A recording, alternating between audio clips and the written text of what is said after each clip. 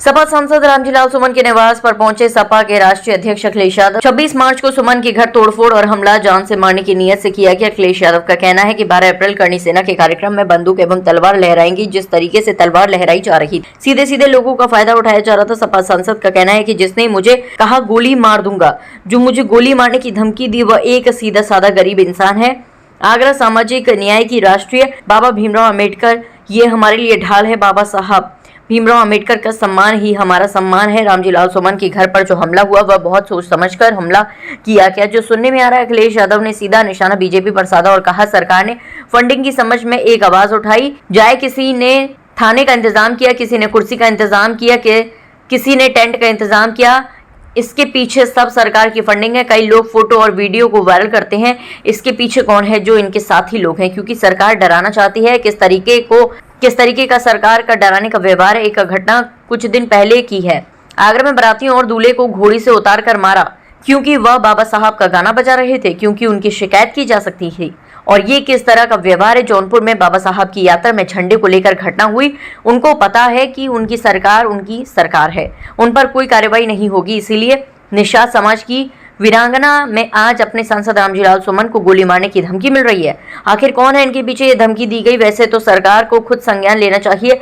लोग शिकायत करने जा रहे हैं, उनकी शिकायत दर्ज नहीं हो पा रही है। अगर शिकायत दर्ज हो रही है तो उन पर कोई कार्रवाई नहीं करता। इतिहास में उदाहरण है कि सदन में जो कहा जाता है उसे फैलाया नहीं जाता, लेकिन सरकार राजनीति लाभ देने को फैला रही है। सामाजिक न्याय और स्थापना के लिए हम संकल्प लेते हैं। कोर्ट के आदेश पर आया रिजल्ट सरकार ने बदल दिया, जिसकी वजह से सब 1700 बच्चे नौकरी से बाहर हुए। कई मौकों पर जो इतिहास हमें आगे बढ़ता है, जो दरिया बढ़ता है, उसे इतिहास को इतिहास ही रहना चाहिए।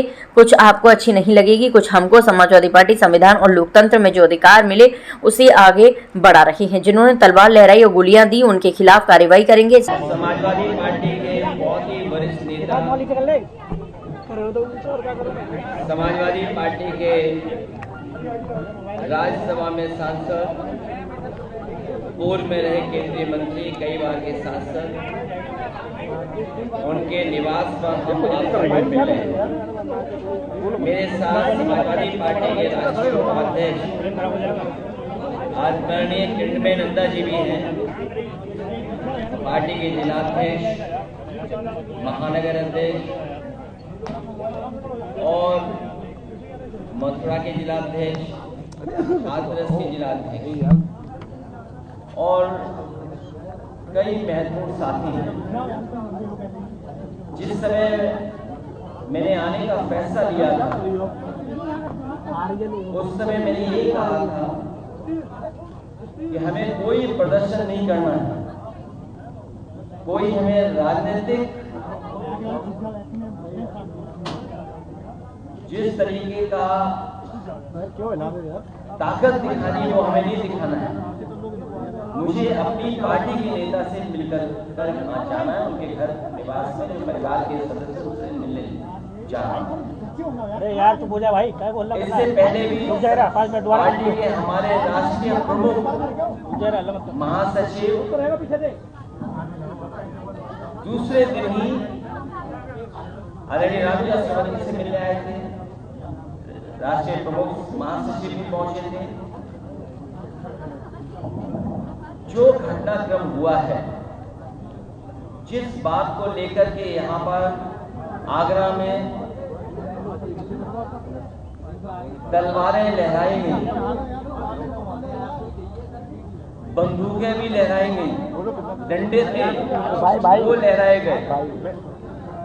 सुना है कि वो शांतिपूर्ण तरीके से सम्मेलन करने की परमिशन सरकार ने दी, और उससे पहले आपने सबने वो तस्वीरें देखी जहां पर बुलडोजर से चल करके कई थानों को क्रॉस कर करके लोग यहाँ आए, तोड़ फोड़ से लेकर के हमला किया है। उनका इरादा क्या था?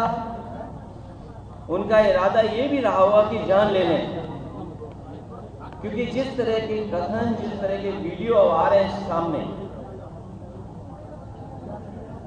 उसमें जो बोला जा रहा है, लोकतंत्र में, आजाद देश में इस तरह की भाषा और व्यवहार किसी के साथ नहीं हुआ होगा जिस तरह का हमने अपने व्यवहार और भाषा को देखा है। ये जो तलवारें लहराई जा रही थी, ये बोले सीधे साधे लोगों का फायदा उठा रहा था कोई। मैं इस बात को इसलिए कह रहा हूं, जिसने मुझे मारने का कहा कि मैं गोली मार दूंगा, वो बहुत ही गरीब, भोला भाला, सीधा इंसान है। इसी तरह बहुत सारे भोले भाले लोग आए थे, उन्हें कठपुतली की तरह इस्तेमाल किया जा रहा था। उन्हें यह भी नहीं पता था कि उनके कठपुतली बनाने में किनकी उंगलियों में धागा है। लखनऊ वालों के हाथ में धागा था कि दिल्ली वालों के हाथ में धागा था। ये जो कुछ हम लोगों ने देखा, ये लखनऊ और दिल्ली का जो झगड़ा है बड़ा वाला, उसकी वजह से ये ताकत दिखाने का प्रदर्शन हुआ था। आगरा के राज के स्थापित करने का जो संकल्प हम लोग उठा रहे हैं, उसी से रास्ता खुलेगा। क्योंकि बाबा साहब भीमराव अम्बेडकर जी का दिया हुआ संविधान, ये हमारे लिए ढाल है। और कई मौकों पर कहा कि संविधान ढाल के साथ साथ संविधान हमारा संजीवनी है। और अभी तक तो बाबा साहब भीमराव अम्बेडकर जी का संविधान हमारे सम्मान को, हमारे हक को, हमारे अधिकार को बचाते आया है। वही हमारा ढाल बनकर निकला है। इसलिए मैं कहना चाहता हूं, सामाजिक न्याय का राज स्थापित करने का जो संकल्प हम सब लोगों ने उठाया है, उसके लिए हम आज से आगरा को सामाजिक न्याय की पीड़ितात्मक राजधानी के रूप में स्वीकार करने की घोषणा करते हैं। क्योंकि आगरा जैसी जगह पर ही संकल्प लेना हम समाजवादियों के लिए बड़ी बात होती है। आगरा पीढ़ी के मान सम्मान के संघर्ष का नया कुरुक्षेत्र बनकर के निकला है। और हमारे पीडीए के सम्मान और पीडीए से जुड़े हुए लोगों को बहुत बार अपमानित होना पड़ता है। समय समय पे हम लोगों ने अपमानित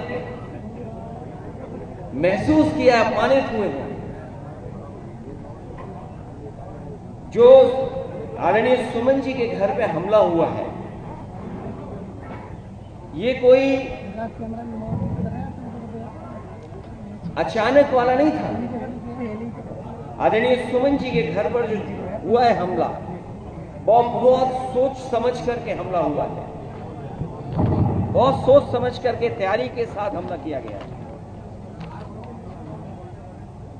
ये कोई सुनने में आ रहा है, जो सुनने में आ रहा है, हो सकता है वो बात आप लोगों तक मुझसे पहले पहुंच गई हो।